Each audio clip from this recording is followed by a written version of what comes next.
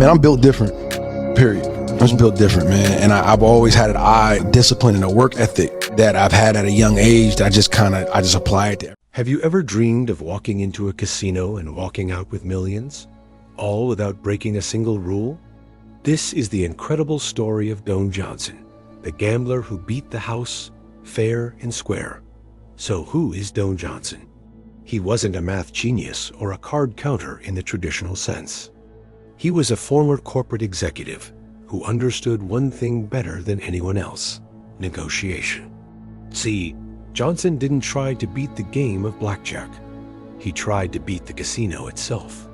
It was the late 2000s, right after the financial crisis. Casinos in Atlantic City were desperate for high rollers, the whales who bet big. They started offering incredibly generous perks and rule changes to attract them. This was Johnson's opening. He wasn't born into wealth, but he had a reputation as a serious player. He approached several major casinos, not to play, but to negotiate the terms of his play. Most casinos laughed him off, but a few hungry for business agreed to his demands. And his demands were game changers. First, he negotiated a 20% discount on his losses. Imagine that. If he lost $500,000, the casino would give him $100,000 back. It was like having a massive safety net. But that was just the start. He also convinced the casinos to change the rules of blackjack in his favor. Standard blackjack rules give the house a small edge, maybe around 0.5%. Johnson's negotiated rules practically eliminated that edge. For example, he got them to agree that the dealer had to stand on a soft 17. He was allowed to split and resplit his aces up to 4 times. These might sound like small tweaks, but for a game of probabilities, they were huge. With the 20% loss back guarantee and these favorable rules, the math was now on his side. He wasn't cheating. He was simply playing a better game than anyone else had access to. A game he had created himself through sheer business savvy. Now, all he had to do was play. And play he did. Johnson would bring his own team, not to help him cheat, but to create a lively, party-like atmosphere. The casinos loved it because it attracted other customers.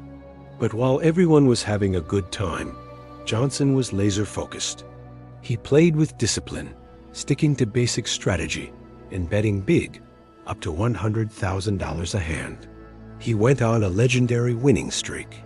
In one night at the Tropicana, he won nearly $6 million. At the Borgata, he took them for $5 million. And at Caesars, another $4 million. In just 6 months, Don Johnson had won over $15 million from 3 of Atlantic City's biggest casinos.